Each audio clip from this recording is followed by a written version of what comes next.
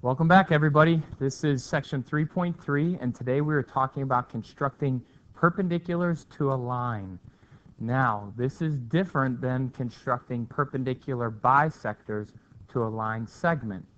Remember that a perpendicular bisector bisects a line segment, right? It cuts it in half.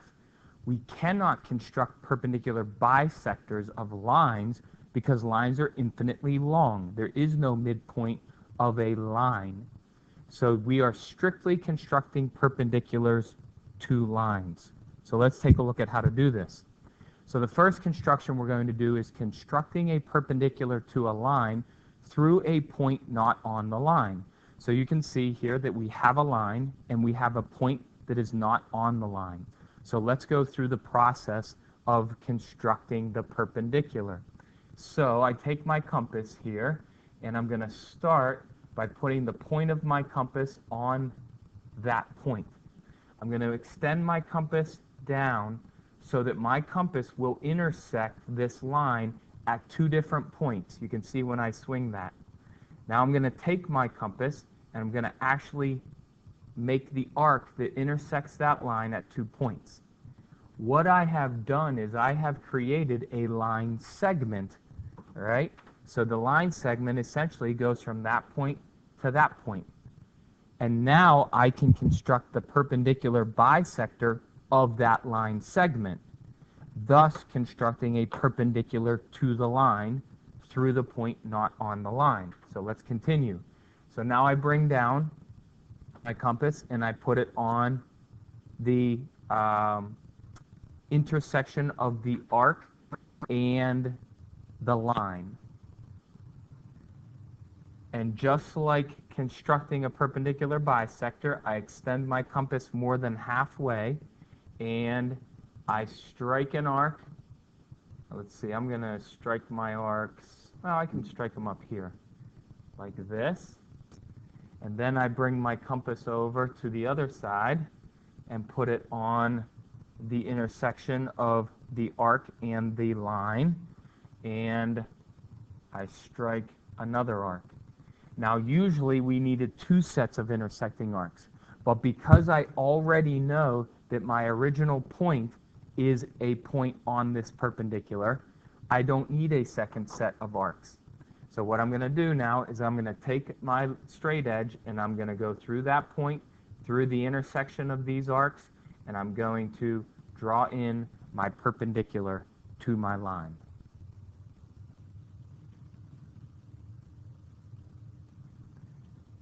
The second type of construction we're going to talk about is constructing a perpendicular to a line through a point on the line.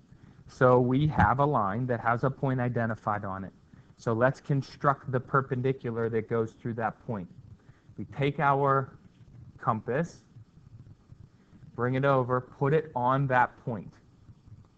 Extend your compass to whatever length you want.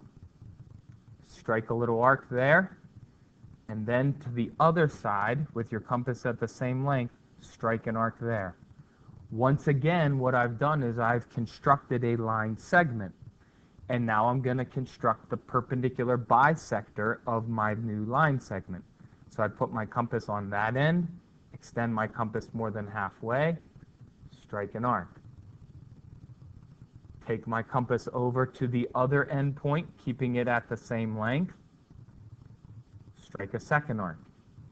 Once again, I don't need 2 sets of intersecting arcs because I know that the original point on the line is going to be a point on this perpendicular. So I simply take my straight edge and I connect my intersecting arcs through that point, and now I've constructed a perpendicular to the line through that given point. Now, of course, if you need to rewind and go through either of these constructions more than once, you should do that. Next is the shortest distance conjecture. And the shortest distance conjecture states that the shortest distance from a point to a line is measured along the perpendicular from the point to the line. So we have the diagram here to sort of show us this, visualize this. So we have line AB, and we have various segments coming from point P, which is a point not on line AB. Well, looking at each of these segments, just think about which one is the shortest, right? PR is definitely not the shortest. PQ is not the shortest either.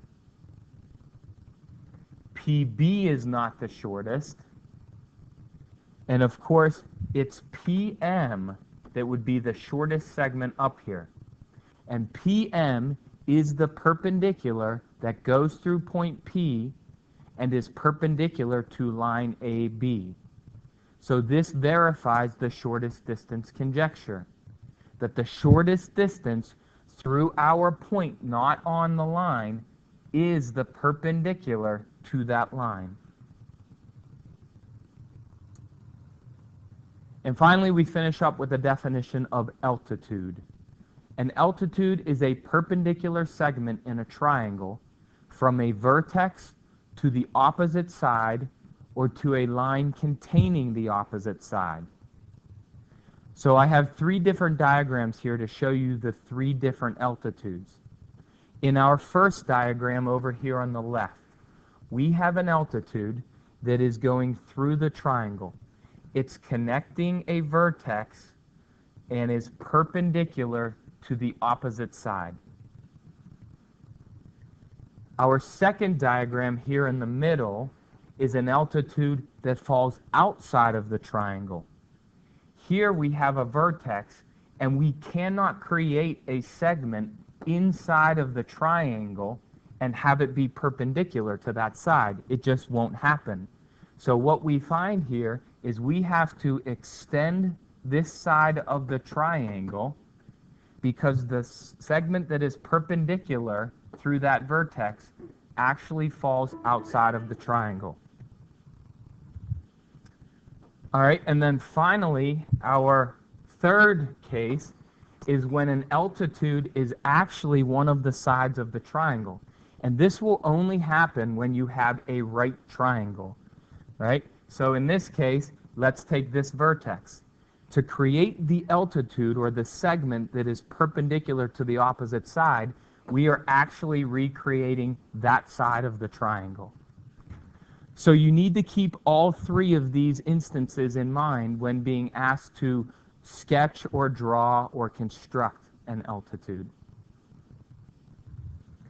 And finally, the length of the altitude is the height of the triangle.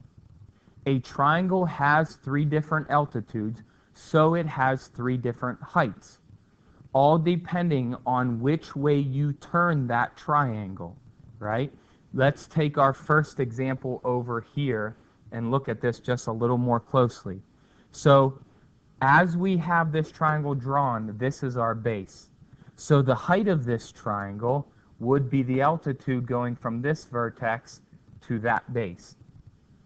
If our triangle was drawn with this as the base, then of course the altitude we see drawn here would be the height of the triangle. And if we rotated this triangle so that this was the base, then the altitude going from this vertex to that base would be the height of the triangle.